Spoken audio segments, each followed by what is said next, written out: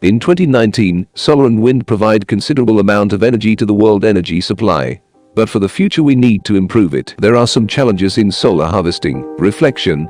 Change the absorption rate.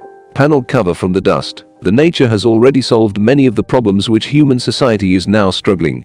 We can copy solutions from nature. It is called biomimicry.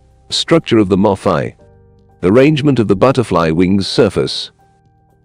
Structure of the polar bear hair. Phototrophism principle of sunflower. We can use to solve problems in solar harvesting and improve the efficiency. In wind turbines, low drag force is the main problem. Maple seeds. Triperis americana seeds. Black-footed albatross wing shape has some specific shapes which can use for wind turbine blades.